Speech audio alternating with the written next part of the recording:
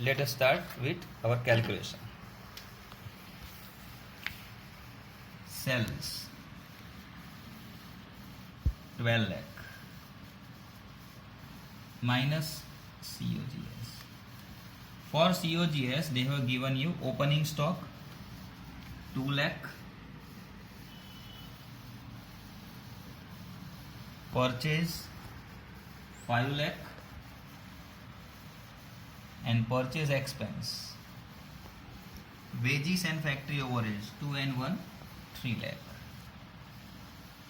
So total 10 lakh minus closing stock given on credit side 4 lakh. So 6 lakh. GP also 6 lakh. Now operating expense. Operating expense. Salary given 1,50,000, rent given 60,000, commission given 12,000, depreciation given 30,000. Don't consider loss on sale of asset or loss by fire or anything because it is not your operating expense. So total is 2,52,000. 2,52,000. So 3,48,000 EBIT profit. Minus interest. Interest given in the sum 83,000.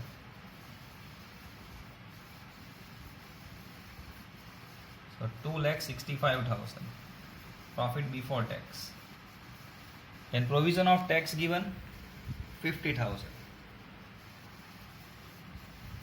So 2,15,000 profit after tax. Calculation over.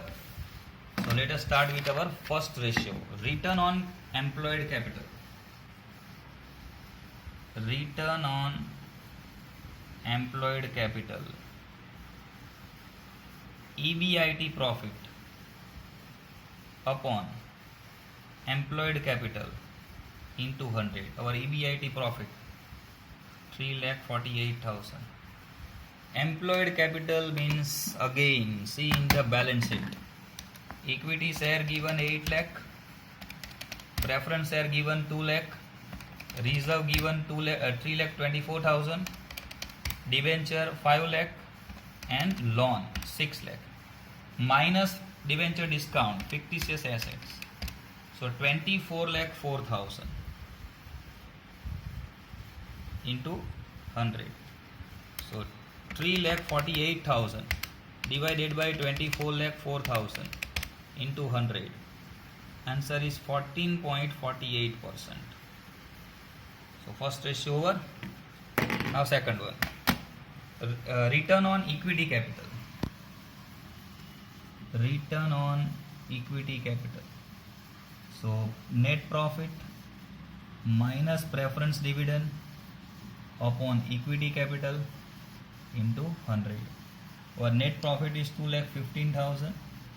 Preference at 2 lakh of 8%. So 8% of 2 lakh 16,000 upon equity capital 8 lakh into 100. So 2,15,000 minus 16,000 divided by 8 lakh into 100. 24.875%. Now third one. Operating ratio. COGS plus operating expense upon sales into 100.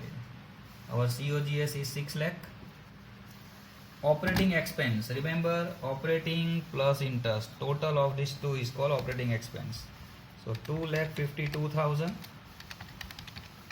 plus 83,000, total 3,35,000 upon sales 12 lakh into 100. So 6 lakh plus 3,35,000 divided by 12 lakh into 100. 77.92%.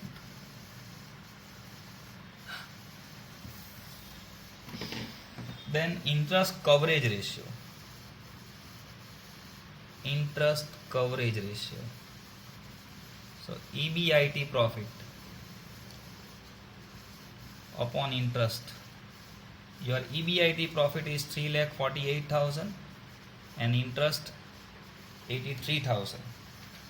So 3,48,000 divided by 83,000, 4.19 times. It means you have the profit 4.19 times than the interest.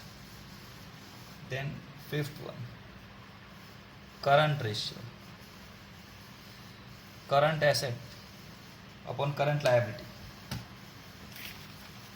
See in the sum.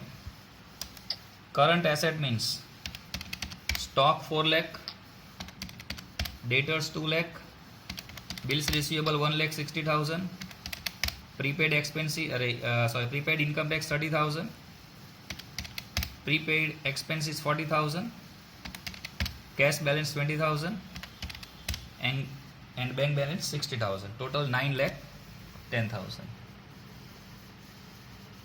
And current liability. Creditors 1,25,000, advance 25,000, bills payable 50,000, provision for income tax 50,000, dividend 96,000. Total 3,48,000. Don't consider depreciation. 3,46,000. So the answer is 9,10,000 divided by 4,60,000. 2.63 is to 1. Now next one, NP ratio. Sixth one, NP ratio. NP upon sales into 100. NP is 2,15,000.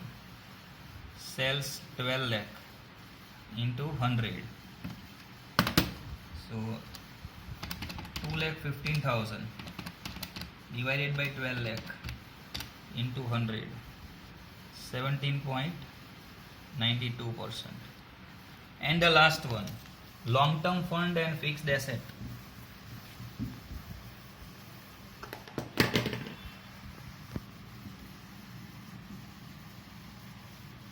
Long-term fund and fixed asset. Long-term fund upon fixed asset. Long-term fund means nothing but employed capital, and again we calculate long-term fund. 8 lakh equity share, 2 lakh preference share, 3,24,000 reserve, 5 lakh debenture, 6 lakh IDBI loan, minus 50 shares assets 20,000. So 24,04,000. And fixed asset, goodwill 20,000, land and building 6,80,000, plant machinery 5,50,000, furniture 4 lakh, minus depreciation fund 80,000. So 15,70,000. So answer is 24,04,000 divided by 15,70,000. So 1.53 is to 1. Right? So sum is over. So understand the sum properly.